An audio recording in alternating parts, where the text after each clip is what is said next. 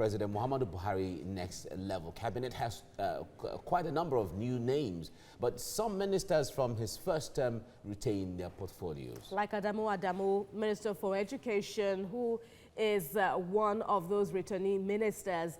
After his inauguration, Mr. Adamu said it took just a year and 6 months to understand how the Federal Ministry of Education works. But not all Nigerians were impressed. Some took to Twitter to express dissatisfaction over his reappointment. Nigeria is ranked poorly in education on the global and continental scale, with incessant strike still the order of the day in the sector. Presently, 2 non-academic staff unions are on a 5-day warning strike over a plethora of issues, including non-payment of earned allowances. Well, the question now is, will Mr. Adamu's second chance be the lucky charm? We ask, and to talk about this with me in the studio is lecturer from the University of Lagos, Dr. Danikere. Good morning. Thank Welcome you. Good morning. to TVC Breakfast. So, having Adamu return to education sector, what's it like for you? Well, normal Nigeria politics, that's the way I see it. Yeah, he's qualified to be a minister, and he is. You know, but I think the issue should be, what should be the focus? You know, if it's about what it's like for me, it will be too personal. But let's look at it generally. What should we be expecting from, you know, the Minister of Education? You know, and as you rightly reported, you know, SANU is on strike, NASU is on strike, and it's all about education. Now, we need to look at the issues critically.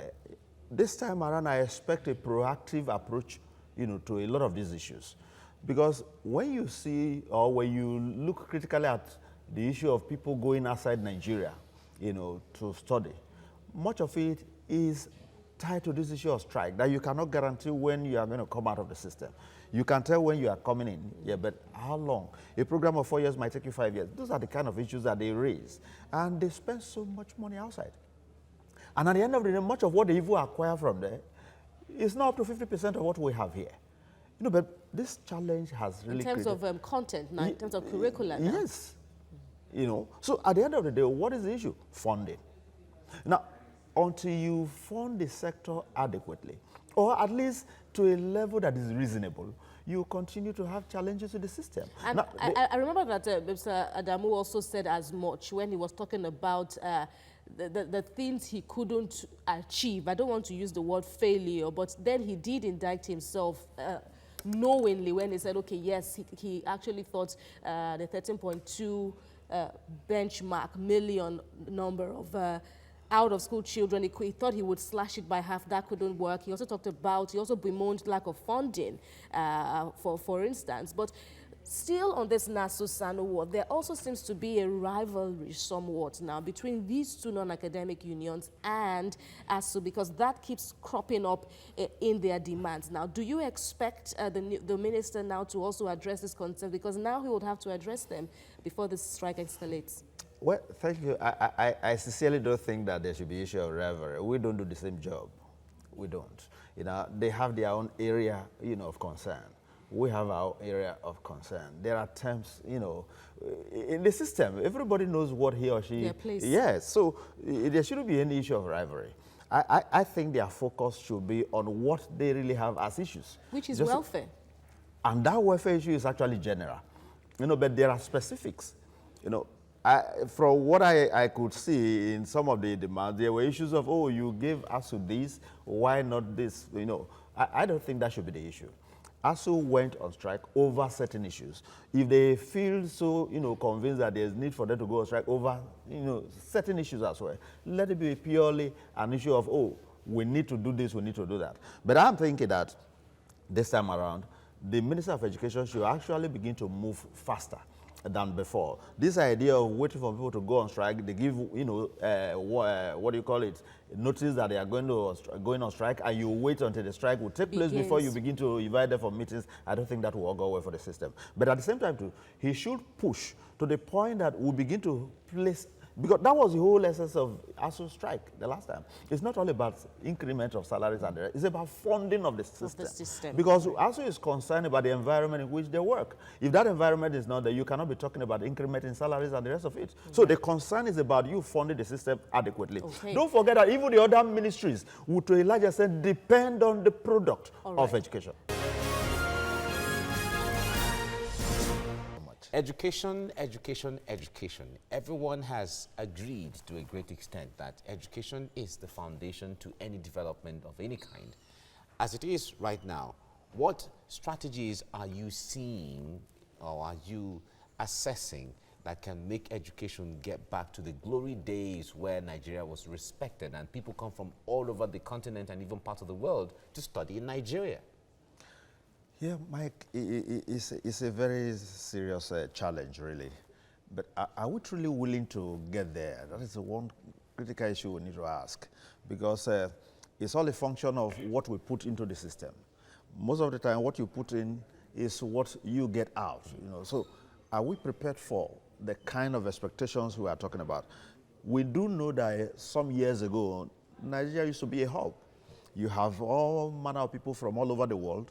But today, I would say attracting that kind of, scenario. I doubt it. And why do we go on strike all the time? These are all issues that are affecting the system. So I am thinking that we seem not to be prepared for that at the moment. You always have this issue of, no funds and all of that. And when you begin to hear of the billions that are being, associated with some individual, you begin to wonder how much is actually needed for the sector. So I think we need to rise up. But from what I'm seeing, I don't think that the government on its own alone would want to even make that move, except the people push them. We must rise above a level where only ASU will be talking about funding of education.